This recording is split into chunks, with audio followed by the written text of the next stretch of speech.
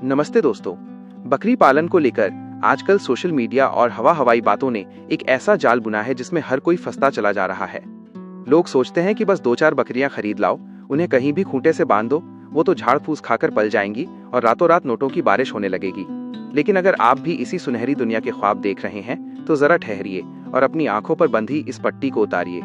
आप देख रहे हैं ऑफिशियल यूट्यूब चैनल बकरी वाला ब्लॉगर, और आज मैं आपको बकरी पालन का वो कड़वा सच बताने जा रहा हूँ जो बड़े बड़े सेमिनार और चमकते विज्ञापनों में अक्सर छुपा लिया जाता है। यकीन मानिए, इस बिजनेस में उतरने वाले 90% लोग पहले 1 साल के भीतर ही अपना बोरिया बिस्तर समेट लेते हैं। इसका कारण कोई बाहरी दुश्मन नहीं, बल्कि उनकी अपनी वो गलत फहमियां हैं जिन्हें वो सच्चाई मान बैठे थे। देखिए, बकरी पालन कोई जादुई चिराग नहीं है जिसे घिसते ही जिन्न बाहर आएगा और आपकी तिजोरी भर देगा। ये एक शुद्ध बिजनेस है जिसमें पसीना, सब्र और सबसे बढ़कर वैज्ञानिक समझ की जरूरत होती है। लोग जोश जोश में आकर हजारों लाखों रुपए की बकरियां तो ले आते हैं, पर 2 महीने बाद जब बाड़े में बीमारियां पैर पसारती हैं और बकरियां एक एक करके दम तोड़ने लगती हैं, तब उन्हें समझ आता है कि उन्होंने बिजनेस नहीं बल्कि आफत मोल ले ली है। सबसे बड़ी और बुनियादी गलती है बिना जानकारी के मैदान में कूद पड़ना। हमारे यहाँ लोग पहले बकरियां घर ले आते हैं और फिर सोचते हैं कि काम तो धीरे धीरे सीख ही लेंगे। ये बिल्कुल वैसा ही है जैसे बिना तैरना सीखे समंदर के बीचों बीच छलांग लगा देना। उन्हें ये तक नहीं पता होता कि कौन सा मौसम कौन सी बीमारी साथ लाता है, पीपीआर या ईटी जैसे घातक रोगों का टीकाकरण कब होना चाहिए, या फिर जिस शेड में वो बकरियों को रख रहे हैं वहां हवा और धूप का सही तालमेल है भी या नहीं। जब तक आप बकरी की भाषा नहीं समझेंगे, उसकी आंखों की चमक और उसके जुगाली करने के तरीके से उसकी सेहत का अंदाजा नहीं लगा पाएंगे, तब तक आप एक सफल पशुपालक नहीं बन सकते। बकरी पालन सिर्फ जानवर की खरीद फरोख्त नहीं है, ये एक जीव को पालने की जिम्मेदारी है। दूसरी सबसे बड़ी ठोकर लोग वहां खाते हैं जहां वो छोटी छोटी बचत के चक्कर में बड़ा नुकसान कर बैठते हैं। कई किसान भाई सोचते हैं कि डिवर्मिंग यानी पेट के कीड़े की दवा पर पैसे क्यों खर्च करें, या फिर महंगी फीड और मिनरल मिक्सचर की क्या जरूरत है। वो सोचते हैं कि थोड़ा पैसा बच जाएगा, लेकिन हकीकत में जो कुछ रुपए आप आज बचा रहे हैं, कल वही कंजूसी आपकी पूरी पूंजी को मिट्टी में मिला देती है।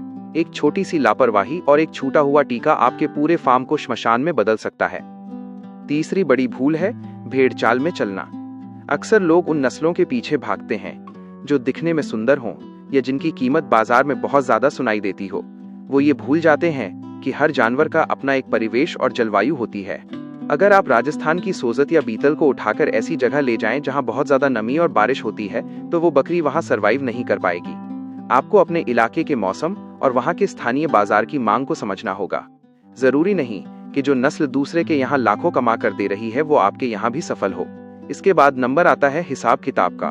हमारे देश में बकरी पालन को आज भी एक अनौपचारिक काम माना जाता है, इसलिए लोग कभी डायरी और पेन नहीं उठाते। उन्हें पता ही नहीं होता कि एक बकरी पर महीने का कितना खर्चा आ रहा है, उसका वजन किस रफ्तार से बढ़ रहा है और साल के अंत में मुनाफे का ग्राफ ऊपर जा रहा है या नीचे। बिना रिकॉर्ड के आप बिजनेस नहीं कर रहे बल्कि जुआ खेल रहे हैं। याद रखिए, बकरी पालन का बिजनेस कभी फेल नहीं होता। इसे फेल करने वाला वो इंसान होता है जो अनुशासन और प्लानिंग को दरकिनार कर देता है। जो लोग आज इस काम में ऊंचाइयों को छू रहे हैं, उन्होंने इसे जज्बात से नहीं बल्कि दिमाग और कड़ी मेहनत से सींचा है। वो जानते हैं कि बकरी की एक छींक का मतलब क्या है और उसे कैसे संभालना है। अगर आप सच में इस क्षेत्र में अपना करियर बनाना चाहते हैं तो पहले खुद को तैयार कीजिए, ट्रेनिंग लीजिए, छोटे स्तर से शुरुआत कीजिए, और सबसे जरूरी बात कि अपनी बकरियों को सिर्फ पैसा कमाने की मशीन मत समझिए। जब आप उन्हें एक जान की तरह संभालेंगे तो वो खुद ब खुद आपकी तकदीर बदल देंगी। ये सफर लंबा है, इसमें चुनौतियां भी हैं, लेकिन अगर आपकी नींव मजबूत है तो कामयाबी को आपके कदम चूमने से कोई नहीं रोक सकता। अब फैसला आपके हाथ में है कि आप उन 90% फेल होने वालों की भीड़ का हिस्सा बनना चाहते हैं या उन 10% कामयाब लोगों में शामिल होना चाहते हैं जो अपनी समझदारी से आज लाखों का साम्राज्य खड़ा कर चुके हैं।